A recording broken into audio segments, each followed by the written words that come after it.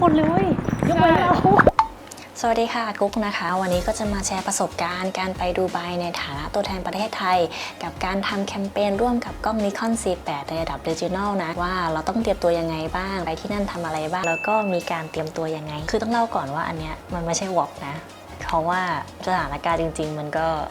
ไม่ค่อยได้มีโอกาสได้ถ่ายเท่าไหร่ก็ EP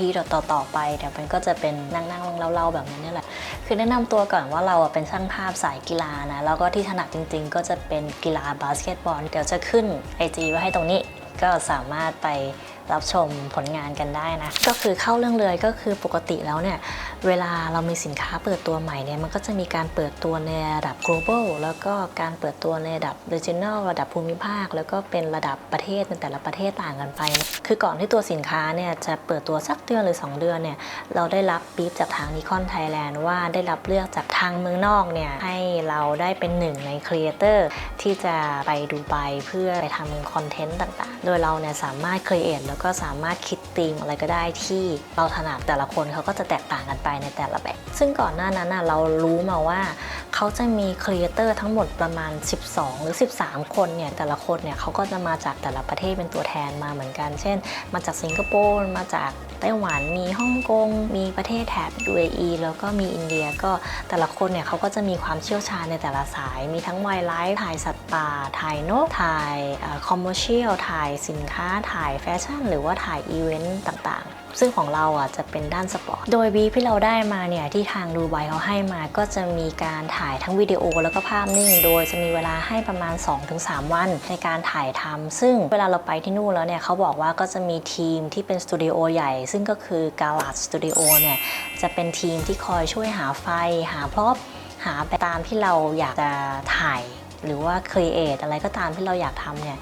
ทางนู้นทางกาลาดสตูดิโอเนี่ยเขาจะเป็นคนหาให้ทุกอย่างสิ่งที่ยากที่สุดเลยของโปรเจกต์เนี่ยคือการที่เขาบีฟมาว่าเราสามารถทำอะไรก็ได้ก็คือสมมุติว่าคุณเป็นสายเวดดิ้งเนี่ยคุณอยากจะจัดงานเวดดิ้งให้มันอลังอยากได้แบบไหนอยากได้การแต่งตัวแบบไหนหรือว่าเป็นสายคอมเมอร์เชียลอยากจะถ่ายสินค้าใต้น้ำหรือถ่ายนางแบบใต้น้ำเนี่ยก็สามารถทำได้ซึ่งในส่วนของเราเนี่ยเนื่องจากประสบการณ์ที่ผ่านมาเวลาไปทำงานในต่างประเทศเนี่ยเราชอบที่จะคิดอะไรที่มันเซฟไว้ก่อนเพราะเรากลัวมากเลยว่าถ้าสมมุติว่าเราไปหน้างานแล้วเนี่ยแล้วอะไรมันพลาดขึ้นมาหรือว่าของอะไรมันหาไม่ได้แล้วทำให้เราไม่สามารถถ่ายงานอันนั้นไปได้เลยอันนั้นมันจะแย่มากๆถ้ามันเกิดขึ้นดังนั้นก็คือเราก็จะคิดอะไรที่มันเซฟไว้ก่อนที่แบบโอเคถ้าสมมุติมันพลาดเราสามารถหาได้ในประเทศนั้นหรือว่าสามารถหาอะไรมาแทนกันได้ซึ่งก็ไม่ได้บอกนะว่ามันเป็นความคิดที่ดีหรือเปล่าแต่ว่ามันช่วยเซฟความเสี่ยงที่อาจจะเกิดขึ้นในอนาคตไปได้ในระดับหนึ่งซึ่งตอนไปเนี่ยแพ็คของไปเยอะมากๆกันผ้าเนยก็มี C30 ที่ถ่ายอยู่ตอนนี้เพราะว่าต้องเอาไปถ่ายวอล์กด้วยแล้วก็มี C7 II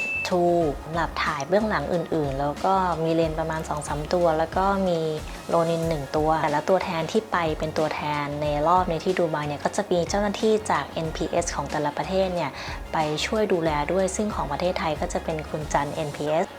ซึ่งทั้งขาไปและขากลับเนี่ยเราบินจากสุวรรณภูมิโดยสายการบินเอมิเรตส์บินเที่ยงคืนถึงราวๆ6 โมงเช้าก็เรียกได้ว่าฟ้าสางพอดี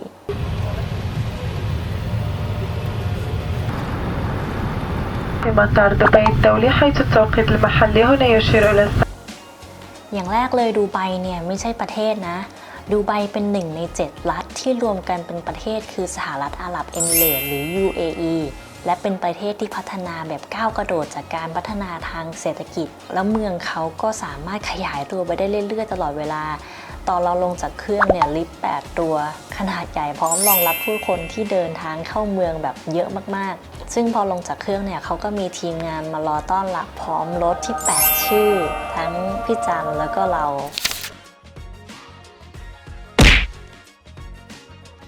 โรงแรมที่เราพักเนี่ยชื่อโลฟโฮเทลซึ่งอยู่ติดกับมารีนาแล้วก็มองไปจากห้องเนี่ยก็จะเห็นทะเลอยู่ลิบๆซึ่งสวยมากซึ่งสเกจจูลเนี่ยในวันนั้นที่แลนดิ้งปุ๊บเนี่ยช่วงประมาณ5 โมงเย็นเราจะต้องออกไปกินข้าวกับครีเอเตอร์คนอื่นๆที่เรียกได้ว่าเป็นครั้งแรกแต่ที่ทุกคนจะได้เจอหน้ากันซึ่งร้านอาหารที่เราไปเนี่ยชื่อทาบูหรือเปล่า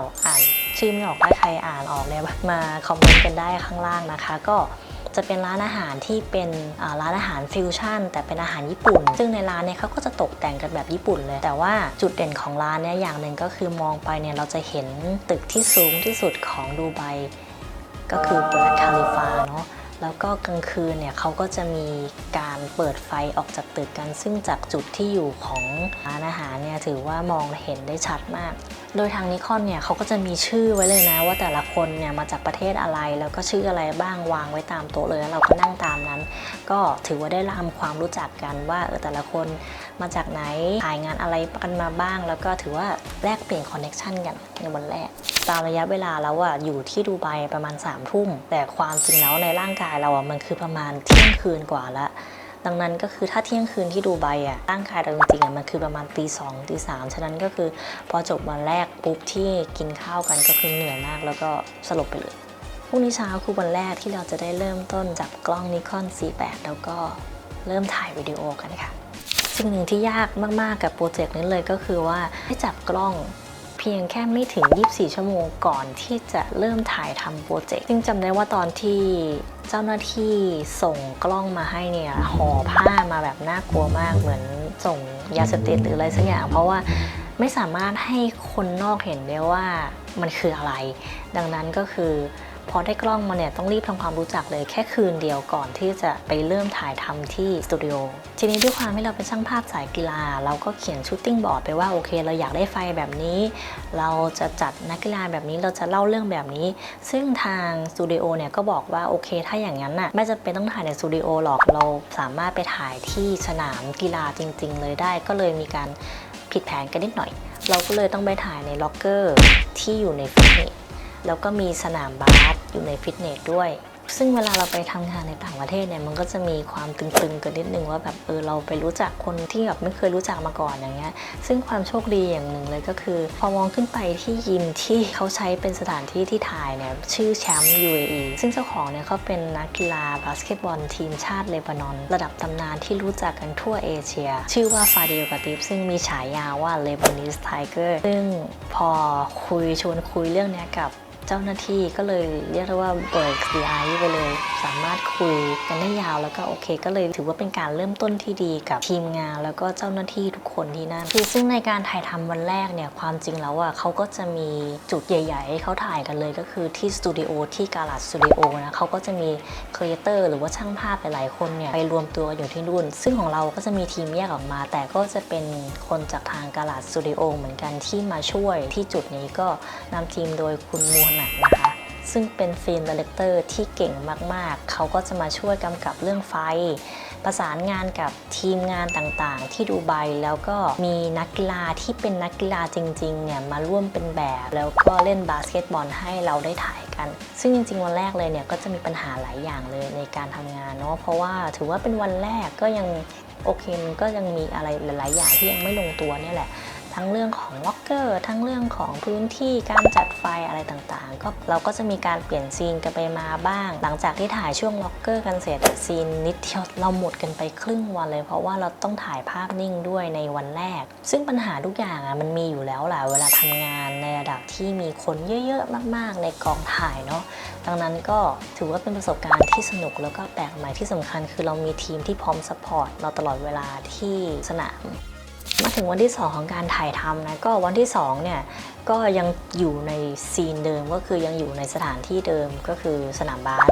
ก็ในวันที่2เนี่ยเราก็จะถ่ายที่เป็นซีนแอคชั่นซีนที่เป็นเลี้ยงบอลแล้วก็จะมีภาพนิ่งด้วยซึ่งใช้เวลาเยอะพอสมควรเพราะว่าเราจะต้องถ่ายวิดีโอรายคนมีนักกีฬา4คนก็ต้องถ่ายทุกคนเลยมีภาพนิ่งของทุกคนเป็นต้นคือถ้าสังเกตจากคลิปเนี่ยก็จะเห็นว่าทุกคนที่เป็นทีมงานทั้งกาลาดสตูดิโอแล้วก็ทั้งตัวคุกเองเนี่ยก็จะใส่เสื้อสีดำกันหมดเลยเนาะเพราะว่าจริงๆแล้วเสื้อสีมันก็ใส่ได้นะแต่ในฐานะเรียกได้ว่าคนเบื้องหลังถ้าใส่เสื้อสีเวลาถ่ายงานบางครั้งเวลาเราไปถ่ายอะไรก็ตามที่เป็นกระจกหรือว่าเขาจัดไฟมืดๆอยู่แล้วเราใส่เสื้อสีบางทีมันอาจจะเด่นหรือว่าเกิดรีเฟกได้แล้วมันจะสะท้อนง่ายมากเลยรอบนี้เราก็เลยคว้าเสื้อยูนิโคมาใส่มันก็สะดวกดีตอนถ่ายงานไม่ต้องคิดมากว่าต้องใส่อะไรหน้าเซตเนาะและด้วยวันนี้เป็นฉากแอคชั่นใช่ไหมแล้วต้องถ่ายทุกคนเพื่อนำไปตัด ภาพนิ่งด้วยแล้วก็เป็นซีนยาวๆเลยบวกกับต้องทำให้เสร็จก่อน4 โมงเย็นเพราะว่าวันนี้เราจะต้องมีสเกจจูลต่อที่จะต้องไปให้สัมภาษณ์ที่กาลาดสตูดิโอก็เรียกได้ว่าทุกอย่างก็เร่งๆอีกแล้วแล้วตอนที่ซีนสุดท้ายจบเนี่ยมันเป็นอะไรที่โล่งใจแล้วก็ใจหายมากๆระดับหนึ่งเลยเพราะโปรเจกต์นี้เราต้องเก็บเงียบมาตลอด2 เดือนเราก็ไม่อยากทำให้ใครผิดหวังแล้วก็มีการเปลี่ยนแปลงสเกจจูลมีการเปลี่ยนแปลงอะไรตลอดเวลาด้วยแต่มันก็สำเร็จแล้วจริงๆในจุดนั้นน่ะแล้วคนที่อยู่ในสนามในตอนนั้นน่ะคือคนที่ได้แชร์ประสบการณ์เหล่านี้ร่วมกับเราด้วยพอจบแล้วมันก็เลยรู้สึกดีใจแล้วก็เรียกได้ว่าใจหายไปพร้อมๆกันทีนี้เสร็จจากวันที่2ของการถ่ายแล้วใช่ไหมเราก็จะมุ่งหน้าไปที่กาลาดสตูดิโอเลยเพราะว่าเรามีสัมภาษณ์ต่อทีเนี้ยจะบอกว่าจริงๆแล้วอ่ะช่างภาพกว่าประมาณสมมติมี12 คน 8-9 คนคืออยู่ที่สตูดิโอที่กาลาดสตูดิโอเกือบหมดเลยคือจะบอกว่าคอนเซ็ปต์ของแต่ละคนน่ะเขาก็จะไม่เหมือนกันบางคนอยากให้มีไฟพุ่งขึ้นมาบางคนอยากที่จะให้แบบดำลงไปใต้น้ำแล้วก็ถ่ายคือที่กาลาดเขาก็จะเป็นสตูดิโอใหญ่ๆแล้วก็จะแบ่งเป็นเหมือนประมาณว่าโอเคอยู่ล็อกนี้นะอยู่จากสิงคโปร์อยู่ล็อกนี้อยู่จากฮ่องกงอยู่ล็อกนี้แล้วก็คือประมาณว่าเห็นงานกันได้ติดกันเลยอะชะโงกหน้าไม่ต้องชะโงกหน้าได้หันซ้ายหันขวาคือโอเคอยู่ฮ่องกงอยู่ซ้ายเราอะอยู่อินเดียอยู่ข้างหลังเราเนี่ยคือเห็นเลยว่าใครทำอะไรบ้างก็น่าจะกดดันกันพอสมควรสำหรับครีเอเตอร์คนอื่นเนาะแล้วสำคัญเลยก็คือช่วงที่เราถ่ายโปรเจกต์อันนี้อยู่นะผลก็คือว่าใครก็ตามที่ enter เข้าสตูดิโอเขาไปอ่ะเขาจะเอาเหมือนเป็นซองใส่มือถืออ่ะซึ่งจะซีลที่แบบปิดทั้งกล้องหน้ากล้องหลังไว้ให้หมดเลยซึ่งจะไม่เห็นเลยว่าแบบถ่ายอะไรบ้างคือเราถ่ายอะไรไม่ได้เลยทำได้แค่แบบโอเคพิมพ์ข้อความได้สื่อสารได้แต่ไม่สามารถถ่ายเซลฟี่หรือว่าถ่ายบรรยากาศอะไรต่างๆได้เลยเพราะว่าเขากลัวมากๆที่ข้อมูลมันจะหลุดออกไปซึ่งพอสัมภาษณ์จบปุ๊บมันเหมือนมันถูกยกออกไปหมดเลยมันเป็นประสบการณ์ที่เรียกว่า once in a lifetime คือครั้งหนึ่งในชีวิตจริงๆที่ได้เป็นตัวแทนประเทศไทยไปขนาดนั้นน่ะแล้วทุกคนที่เราอยากจะบอกก็คือหลายความรู้สึกมันปนมากๆจริงๆไม่รู้จะขอบคุณใครจริงๆทั้งนิคอนเอเชียนิคอน UAE นิคอนไทยแลนด์หรือพ่อแม่หรือสโมสรนักกีฬาที่เราเคยได้ทำร่วมกันได้เคยถ่ายภาพร่วมกันคือทุกจุดที่ได้ทำมาในสิ่งที่รักจริงๆมันลีดไปถึงจุดที่ยืนที่ถือกล้องแล้วแบบมองไปรอบๆเห็นทีมงานเห็นทีมไฟเห็นเพื่อนๆที่เพิ่งเจอกันครั้งแรกด้วยโปรเจกต์นี้ผ่านกล้องนิคอนผ่านบาสเกตบอลแล้วเฮ้ยนี่มันคือเรื่องจริงเหรออันนี้มันคือเกิดขึ้นจริงๆเหรอคืออยากจะบอกกับทุกคนว่าขอบคุณจริงๆค่ะ